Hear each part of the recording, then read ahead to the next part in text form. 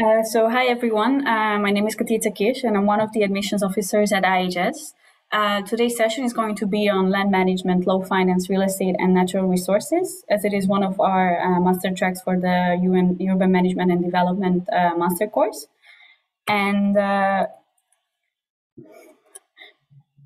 here you can see the agenda for today. So we will start with a short introduction to the course. Then you will get to know the course coordinators and the team better.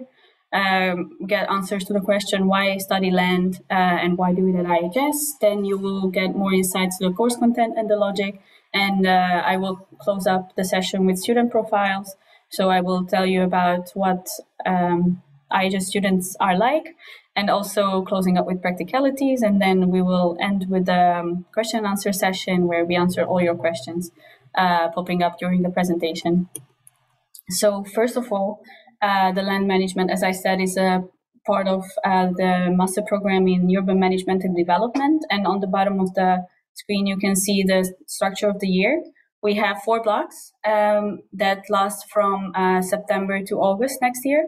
So in the first block from September until Christmas, you will have general courses and more of a course period where you study with all the other master tracks, although you will look at the different topics from your own master tracks perspective. So in this case, from land management perspective, during this block, we have classes on urban theory, urban governance, and finance.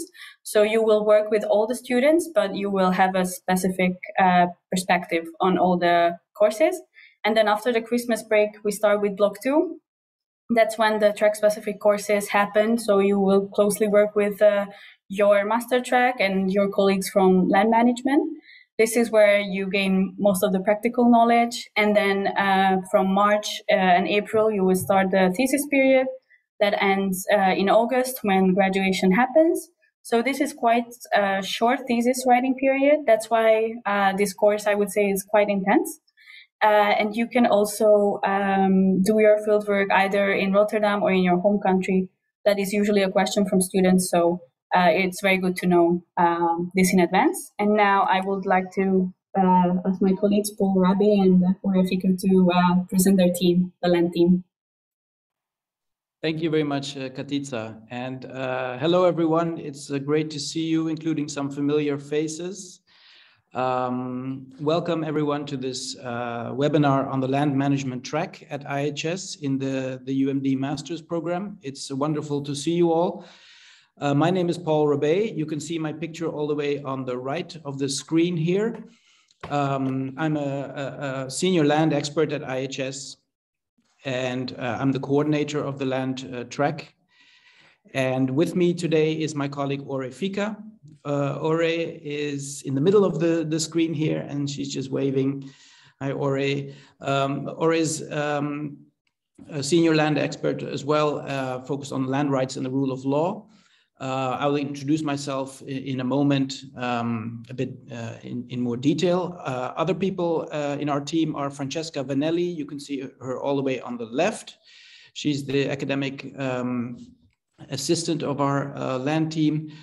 Charm Nakua Wissink, who is the second to left here, and Erwin van der Krabben, who manages our land markets and real estate cluster.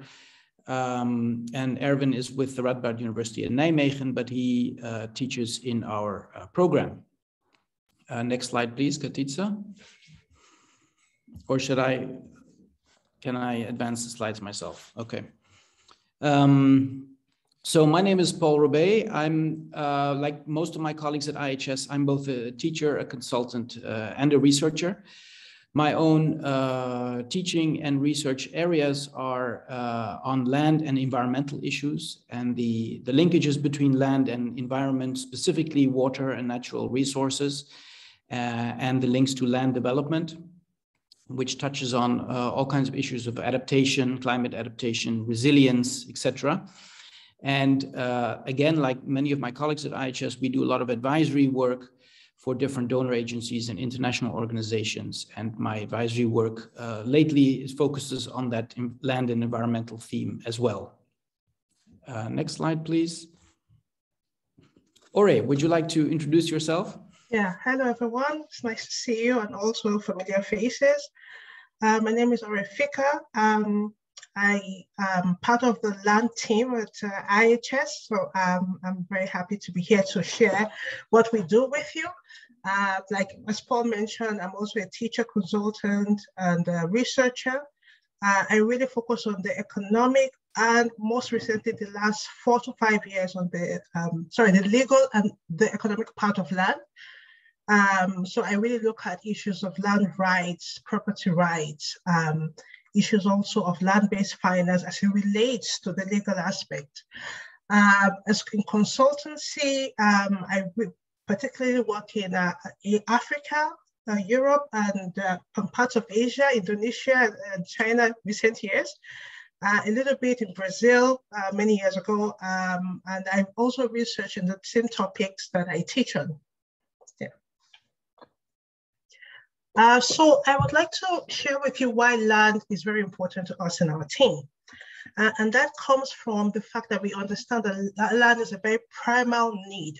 And because it's primal, it's oftentimes overlooked. And like, well, it's land.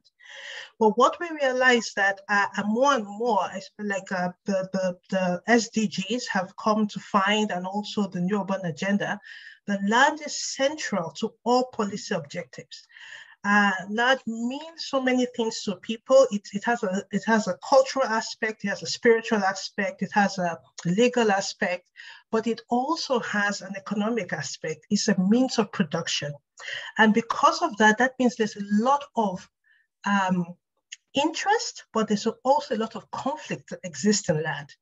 So what this many NGOs and bilateral organizations have found out is when you really sort out how land works, you are on the road to sorting out all development problems. So if you look at it, whether it comes from employment, transport, food security, peace, environmental issues, protection, climate change, having a control over land management and the governance of land is very key to achieving all the sustainable development goals that are out there. Actually, we have even Sustainable Goal 14 that really identifies land as a key component of the goals that we're trying to achieve. Next slide, please. So we talked about the conflicting interests that we see in land. And this conflicting interest is quite unique because every stakeholder, whether it's the private sector, the state, communities, all have their agenda, all have their interest. And of course, you say, he who owns land holds power. It's really has always been the same. So we find that land is the big divider. Access to it, control of it really divides, creates issues of equity or actually inequality. So what our course focuses on is how do we get land management to work for all? Whether and all doesn't only mean different groups in society, but different sectors in society, whether it's the economic sector or the environmental sector that is quite impactful on the life of people. Also the social sector. So this diagram just shows the different views and stakeholders in land and how actually harmonizing them is what we teach and making them at least go for the same goal and agenda they should be going for. Thank you, Ore. In this slide, we are giving you a visual impression of, in fact, the whole track. You can see land at the center here. And when we talk about land, we also talk about water resources, because water, like land, is a key natural resource. It's also a building block of our cities. Without water, there are no cities. So when we talk about land, we really have to talk about a vital natural resource like water. So within our track, we will provide you with the tools and the skills to critically analyze this very central resource that my colleague Ore was talking about. And you can see the three sides of the triangle here: the social equity, the economic growth and efficiency, and the environmental dimensions, the environmental protection. Land serves and underlies all of these three, actually public policy objectives. So that's why land is central, as Ore was explaining. But unfortunately, it's not so simple as that. So we might want equity, we want economic growth, we want environmental protection, but often these objectives can be contradictory. So we have conflicts, and you can see the conflicts illustrated in red here. Conflicts around property, resource, use of resources, and development. So in this track, we teach you to critically analyze the sources of conflicts and to think together, how can we overcome the conflicts and hopefully achieve solutions that can result in more productive or harmonious approaches with this critical land and water resources. So our land management track is divided into the three content clusters, and roughly the three clusters that you see indicated in red here correspond to the three sides of the triangle that I just showed you. We will start the track with a program on land and the rule of law, and this is led by Ore Fika. I'm not going to go through all the topics that you can see on the screen. You can read for yourself, and feel free to ask us any questions after our lecture.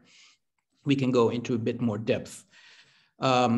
So after the first cluster on land and the rule of law, we will look at land markets and finance, because land is, besides being a surface for development and a platform for development, it's of course a source of finance.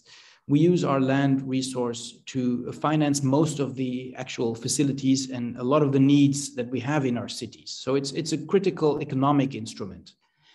After the second cluster, we then look at the environmental dimensions. So we call it land, water, and natural resources. We teach you how to use land also as an instrument of resilience and in our climate adaptation strategies of the future. So we've divided the track up into these three very important clusters, but in the end, we bring it all together in the form of a final assignment. And this assignment is an integrated assignment where you will learn to use all these, what you've learned in all these clusters in one assignment for a real client.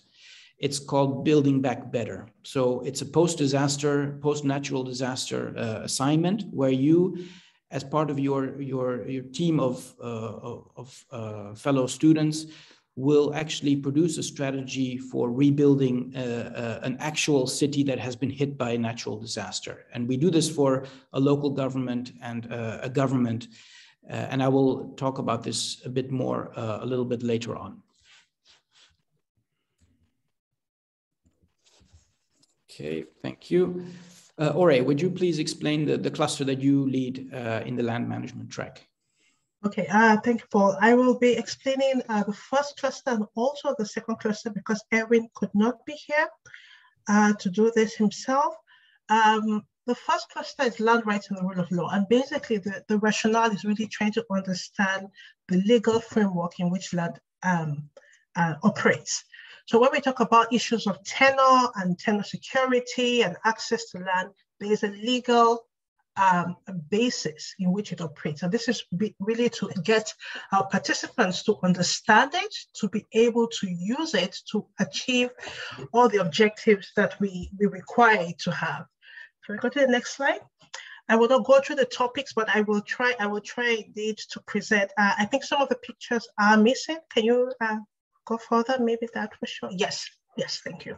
So basically, I will use images to just give you a very quick image on the topics we cover in this cluster. First of all, we look at peri-urbanization, as it's very important when we talk about tenure property rights. It's quite important. Cities are expanding, so we really need to look at what happens, not only spatially, but the regulations, the law, how it impacts people, communities, individuals. We look at issues of different kinds of tenure, from statutory, customary, to even religious tenure. We look at issues of land use change, land use planning, and land use regulations. It's very important to us to understand the social, the economic, and the environmental impacts of land use change. We look at issues that are new issues that are in society, like land grabbing in the global south, where in many developing countries we have large tracts of land being bought and a lot of people being affected, displaced in many cases. We talk about issues in the global north, where we look at issues of gentrification, exclusionary zoning, segregation, homelessness, expropriation, and of course, informality and informal settlements. And we see that all these issues have been made more visible. The cracks have been shown more, especially with COVID-19. And we saw the impact it had on society as a whole, especially in those who are financially at a disadvantage or are in a very low socioeconomic class. Next slide, please. So for cluster 2, it's really focused on land markets and real estate. And if we go to the next slide, I will be able to use an image to also explain this cluster to you. So basically, the first cluster deals with really social aspects, social impacts and what we can do about it. The second cluster really focuses on the economic, looking at land as a means of production. And it looks at land use planning as it affects land values, land prices, real estate markets, real estate development, how it can be used in many cases to provide equitable development. It's so strange. Real estate is a very elitist sector that really divides the haves and the have-nots, but we look into how we can use this phenomenon that's taking place to really benefit the whole society and to benefit public and provide the much needed social goods and benefits. So we cover all these aspects. This cluster really focuses, I think what's very interesting about this cluster is that it really looks at the global north, especially a lot of examples from Europe and the Netherlands in particular. So the first cluster looks at developing countries a lot, but this cluster looks at developed countries. So the balance is there that it focuses, you get a cross-sectional view of what's happening around the world.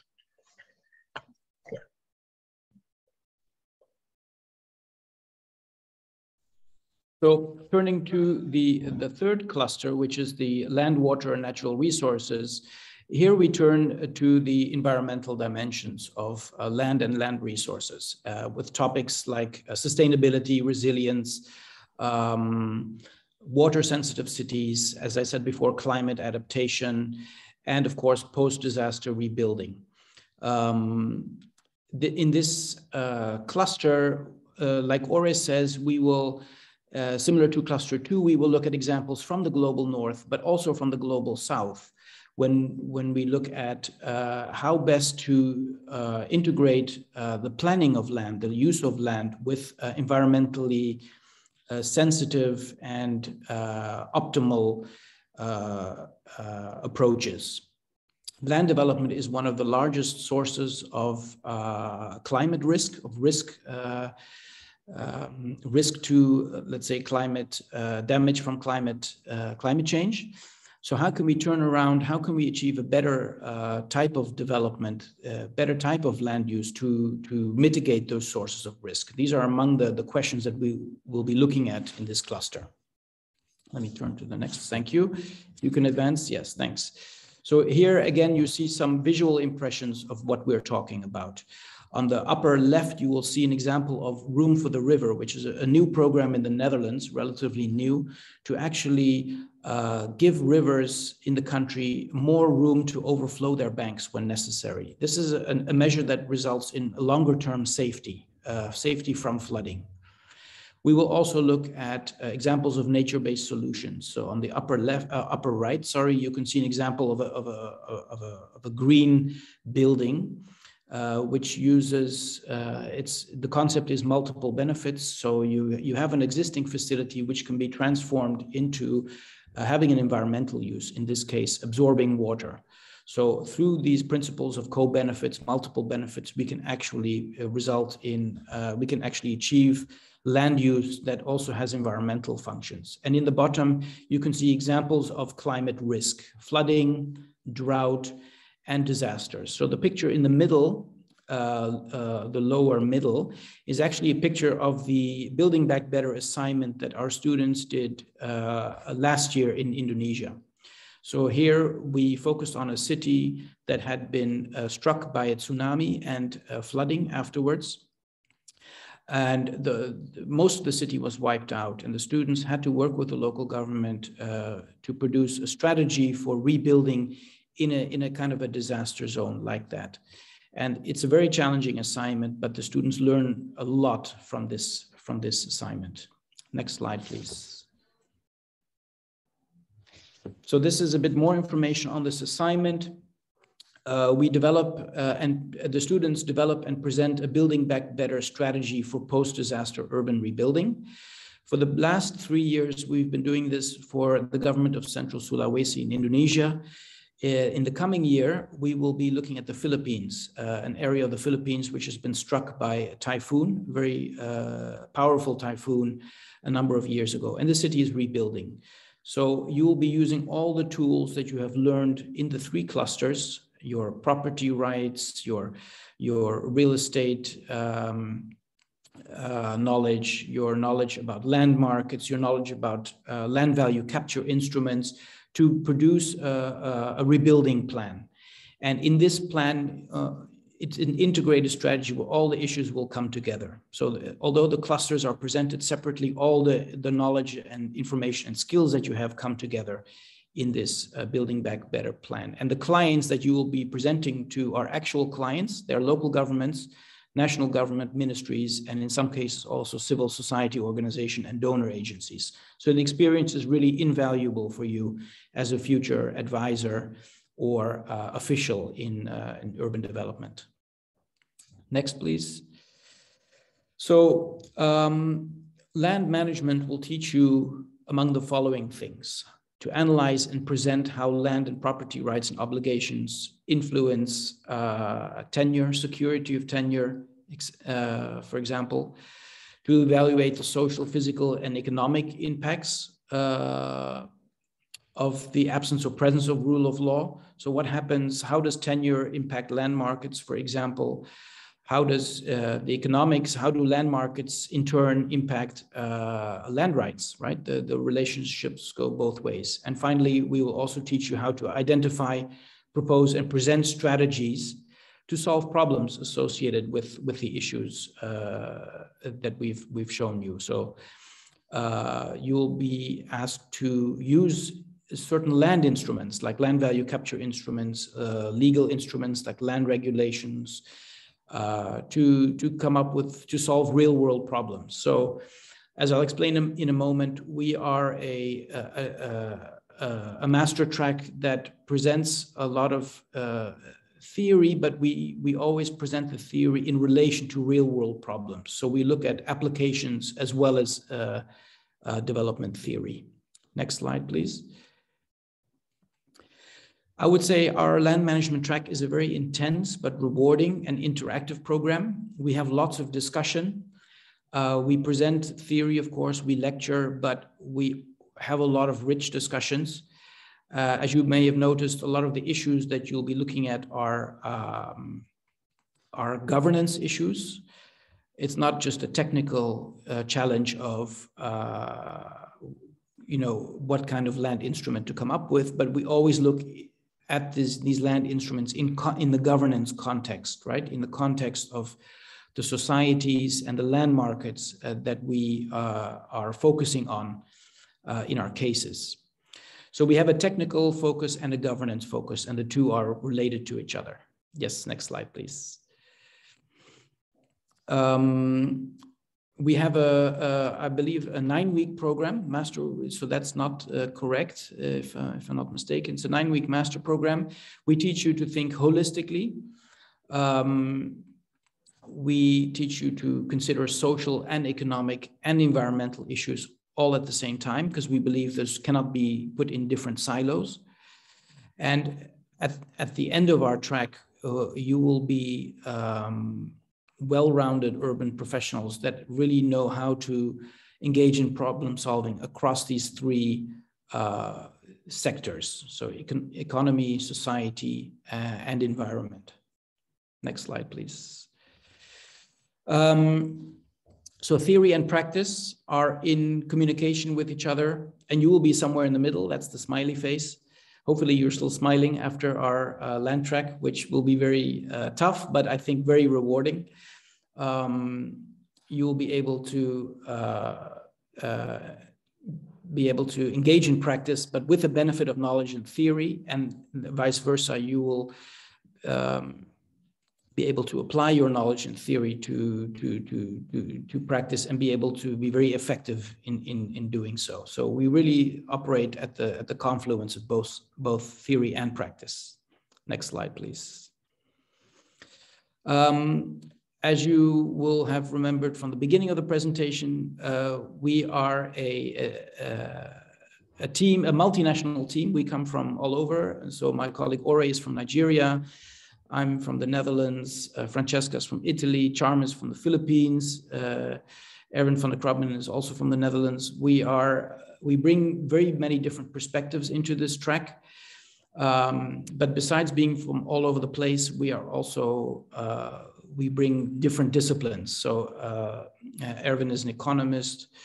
Ore is, I think, by origin an architect, but she's been working in social development and with legal topics. As I said, I come from a governance and urban policy background, but I work on environmental issues. So you'll be exposed to all these different disciplines. Next slide, please. Yeah, so this is about the methods. In this track, we use a combination of methods. We have lectures, of course. Based on these lectures, we organize small group discussions. So this is again with the idea of combining theory and practice. We will never just discuss theory in isolation, but we always treat the theory in application to real-world cases. This is where the discussions come in. We do a number of games. We organize excursions to municipalities in the Netherlands. The Room for the River is one of the popular excursions that we organize to show how cities are balancing these environmental issues with their land use challenges. So we organize at least 3 excursions. Corona willing, of course, hopefully we will be able to get out about as a group and visit these sites like we are used to doing. And we have exercises. We have lots of exercises. And the final assignment is an example of this exercise, which is actually a multi-week exercise, the real life Building Back Better assignment, which is, as I said before, very challenging, but an excellent learning method. Next slide, please. Ore, or is this, yeah, Ore, would you like to explain about the methodological skills, something maybe I might have missed? I think you're muted, Ore. Yes, it's fine. I'll go through it very quickly because of time. One of the things we're very proud of in this is the fact that we don't teach you what to think, but how to think. So basically, one of the things we want is that you are very analytical and even critical of status quo. We give you exposure to criticize legal norms and dogmas to really understand economic and financial development, how it goes, how it happens, how it occurs. And we also expose you to the spatial analysis as it pertains to understanding environmental adaptation strategy and resilience. So it's really about critical thinking and getting to find your own path and your own way and your own understanding. Okay, very quickly, I will go through the research themes. A huge part of the master's track is about research, and rightfully so.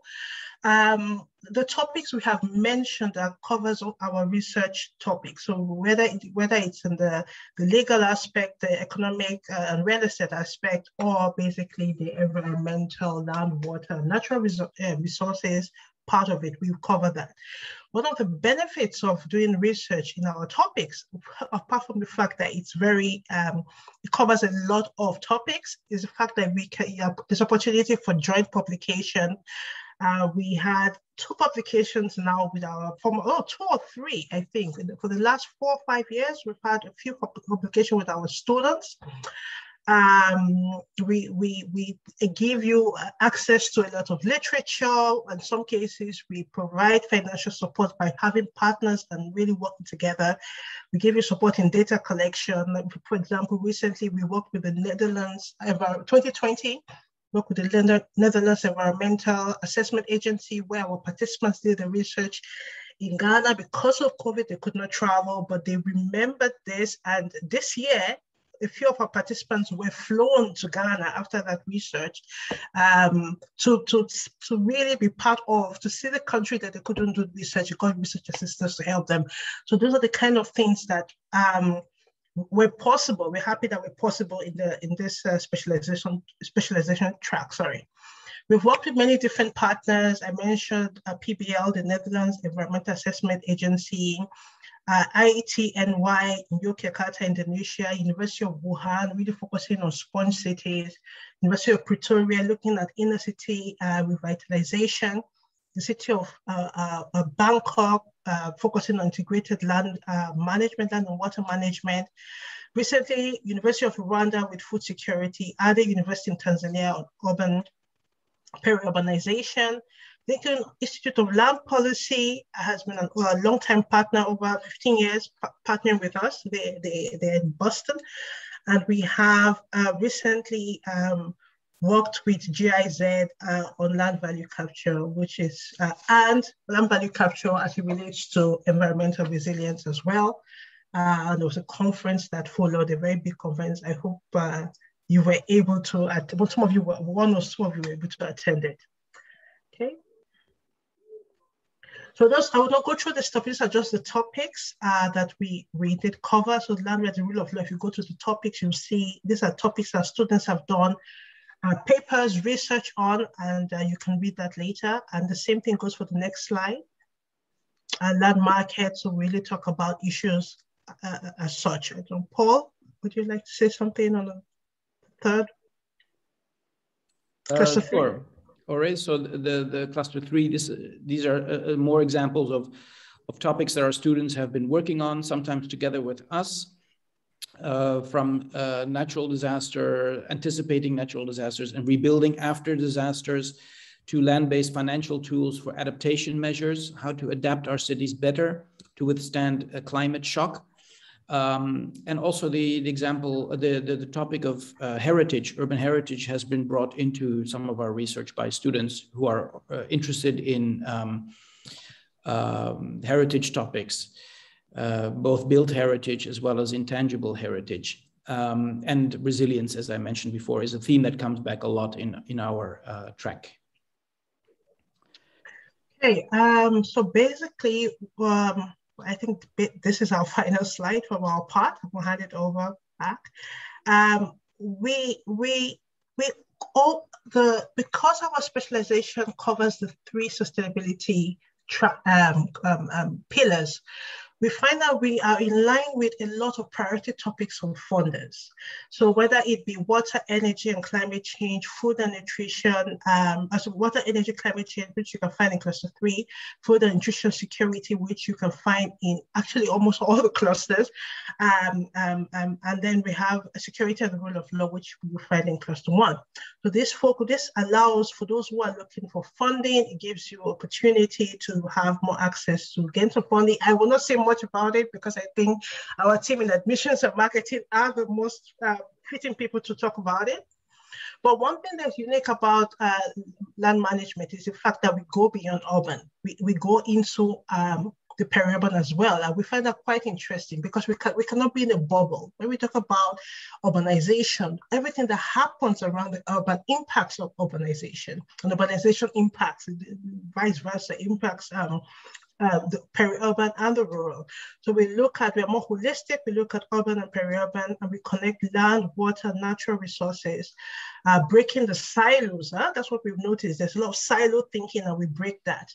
So as I said, we need, and we are very attracted to having innovative thinkers, those who can question status quo, independent thinkers, those who are analytical, who are creative, and who are really pace-setters, willing to have an impact in society. Those are the kind of people we want. And if you're one of them, you're really welcome to join us, and we'll enjoy a wonderful one-year ride together, learning from each other. Thank you, Ore. After this informative session, I want to talk a bit about our students. So, as Ore and Paul both said, we have students from all over the world. That's also true for our academic staff, but mostly true for our students as well.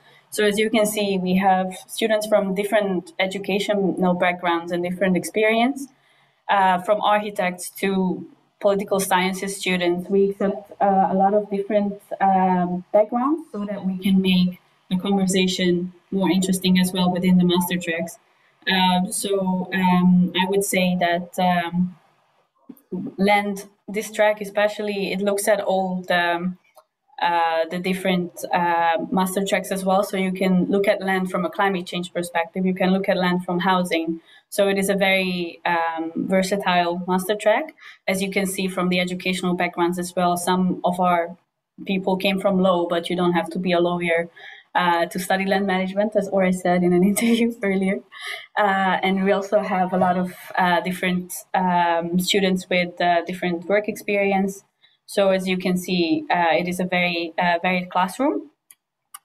And now a bit more about the practical side of the master course. So it's a 12-month master course from September to August 2022-2023. We have a flat rate tuition fee. That means that it is the same for everyone, 14,900 euros. And you can see the deadlines below as well. We have an early bird deadline. That means that if you apply until the 15th of April, and you would like, and you pay before the 1st of June, you get 1,000 euros off your tuition fee. And the regular education deadline is the 1st of June for non-European students. You can also check the full program at ihs.nl/UND, and you can also find funding database on our website as well. We always advise students who are looking for scholarships to apply early, because most of the scholarships are opening around this time. So if you're one of the scholarship students, we would recommend to apply soon so that you have enough time to secure your funding. And more about the admission requirements. So basically all you need for the master course is a bachelor's degree from a recognized university that is related to urban development. So this field is specific to all master course.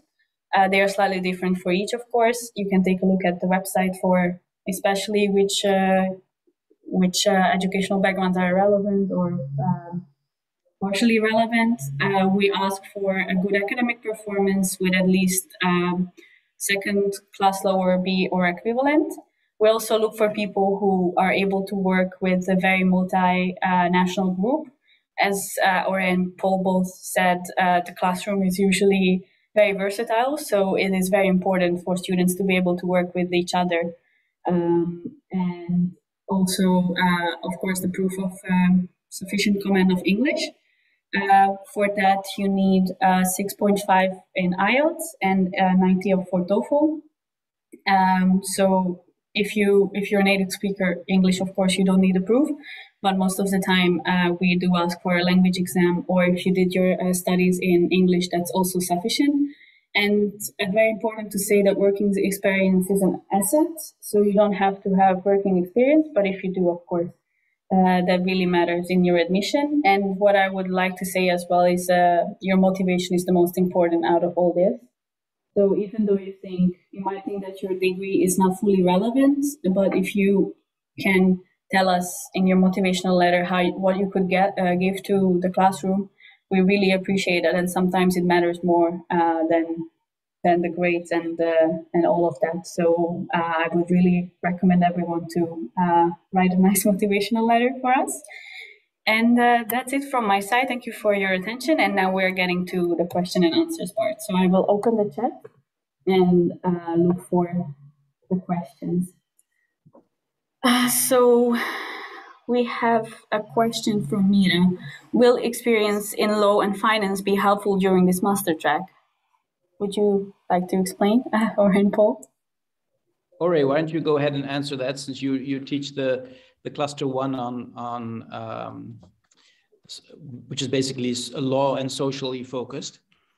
Okay, well, thank you for the question. I think, of course, it's a benefit if you have, it is a benefit, but it can also be like a disadvantage, because what we do, the benefit is that you have the experience, the legal experience, you have the financial experience, but you must also be able to question what you have learned and see whether it's relevant and is still useful, and it's still impactful. So it is a relevant asset to have, experience to have.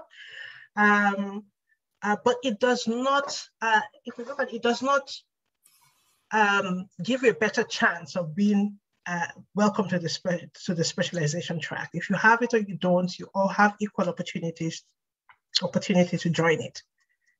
Yes, I saw someone raising a hand in the meantime. Hello. Hi. Thank you very much. My name is Okello from Uganda. This one is when you look at the specialty. When you look at our specialty, we have a specialty in the rule of law, and given our different backgrounds, we have different laws governing land issues. So what happens when it comes to the course outline? Does it mean that we are going to be looking at the laws in the Netherlands, or we have to look at worldwide? Secondly, when you look at the scholarships, I would like to find out about the availability of scholarships for this particular program, whether we have scholarships mainly for this particular program. Then thirdly, the OKP has wound out. Do you think there is an opportunity for it to be reinstated, or we have to look otherwise? Thank you very much. Okay, I think maybe, or you can answer the first question, and I think I can do the second and the third about OKP and scholarships, if that is all right with you. Thank you so much for your question. That's a very good question, actually. Quite solid question. Law is not the same anywhere in the world. The neighboring countries have different legal history, legal setup. It's quite different. So how do we combat that? How do we deal with that in the specialization? The idea is to select different countries, different case studies. So it's really a case study rich specialization track. So we look at countries, we try as much as possible to create a balance. We look at key countries that have the same legal history, maybe the British common law, those who have the countries where we deal with the French law as well, countries where they have quite unique Asian countries. So we try and get key examples. But I think what's important is the fact that our participants themselves explain their own legal setup in their countries. And therefore, we use that as a talking point to see the strength, the weaknesses, and the opportunities, or even the challenges that exist with it. So that's how we handle it. A lot of case studies, a lot of opportunity for our participants to share their own experiences and their own setup with us. And we learn from each other in that sense. I hope that answers your question. Yeah, so I can jump on the OKP and scholarship question. So as far as I know, the OKP reopened again for next year, and I think Uganda is actually on the list now. I don't know the country focus by heart, but you can find that on our website as well, the newly updated one, because there's a new announcement. There was a new announcement at the end of September. So I think that states that Uganda is on the list again. But I'm not sure which country focus applies to Uganda, but you can take a look on the website, on the NUFIC website, to check that out. So I would say OKP for Uganda is the main scholarship. Unfortunately, we don't have more scholarships for Uganda, but we always advise students to look locally, as they usually have better networks than IHS in all countries. So we feel free to take a look at local scholarships, and of course check out the NUFIC website for the OKP, as I mentioned. And I also see another question about OKP from Maxwell in the chat now. There are many alternatives to OKP scholarship. We also have a World Bank scholarship that usually applies to the majority of the countries, and we also have partial scholarships as well. But I would say OKP and the World Bank are the two full scholarships that we currently know about, and that applies to many more countries. But again, it's always best to take a look locally, and you can always find sponsors. Or some of our students, for example, they are sponsored by their work. That is also an option for some of our students. And I also see another question from Maxwell: if there are any arrangements made by the school for students who want to do research back their home country. Paul or Ore, I think there is, but I'm sure that you can you know that better than I do. Well, let me just make sure I understand the question. Do you mean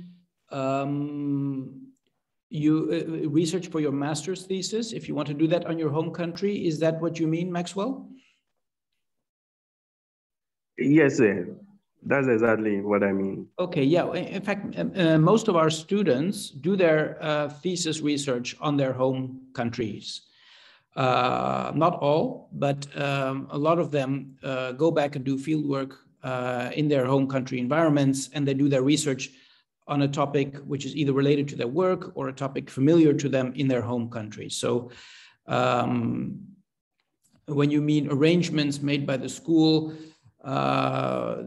do you mean financial arrangements or other kinds of arrangements? Would you like to elaborate? Oh, yes, thank you for the opportunity. Yeah, what I meant was, yes, financially. Is it factored in the fees, or the student has to fund for him or herself? Okay, Katice, would you like to answer that? Yes, so since not all of our students go back to their home countries, it actually, I think, less and less students go back to their home countries. Some of them do the research in the Netherlands. It's not included in the fees, so that is something that you have to take care of yourself, as we cannot make a general rule for all the students in this case. And Yeah, I also, in addition to that, the support that we can provide is that IHS provides a fieldwork letter that allows you to get access to different organizations and institutions to collect data. If we are conversant with that country, it's possible that we meet our partners there to really support you locally in collecting data. But it's more of an arrangement in terms of logistics and access to information, not financial. yes, and Third question, yeah. Courses intensive, what strategies are put in place for students to cope with that? That's a good question. yes. Our program is indeed intensive.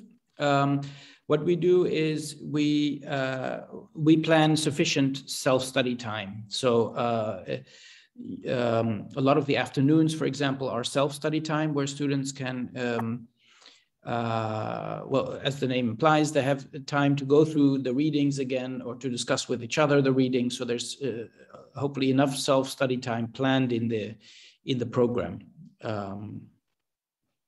Yes, and currently we also got a study advisor at IHS who helps with any personal matters if anything comes up during the school year. So she's happy to help you with your personal coping it with personally or academically. You can always reach out to the coordinators, I would say. And as we are part of Erasmus University, there's also, for example, next week, Student Wellbeing Week is happening. That is all about the well-being of the students at the university. So that's also, I think, something very useful during these days, these times especially. Maybe if I can just add one thing. sorry, Katiza, and then, just want to add, in the land, we really try and provide a lot of support to our students. So we are available to you. We have an open door policy. If you have any questions, if you would like to schedule a meeting with us about the content, you know, we are there to support you. So that's another, I think, example of how we try to help our students cope with the program. Ore?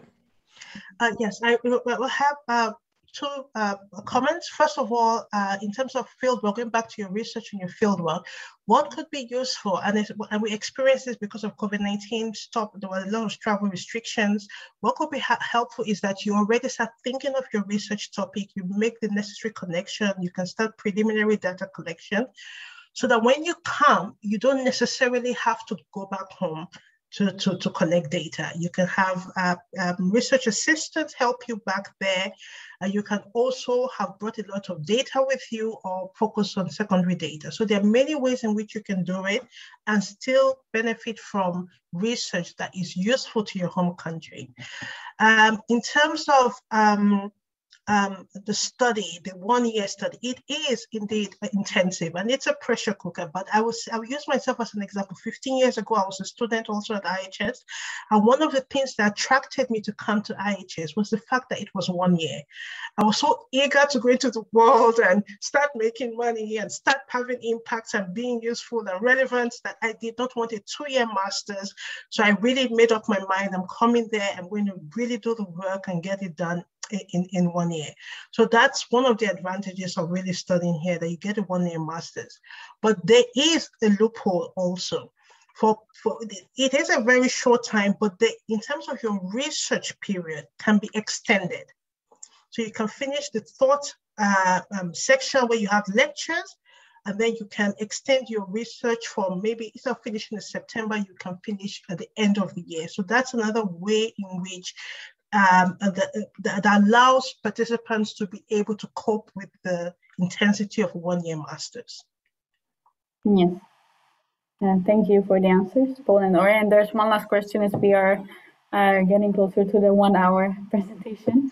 It's from Mira, how our class is going to take place because of the new corona regulations in the Netherlands. So we just had a new press conference happened this Tuesday, and so far the university is still open.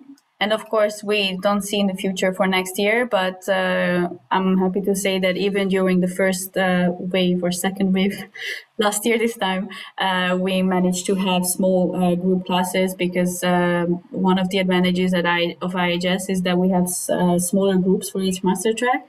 So they were still allowed to meet on campus.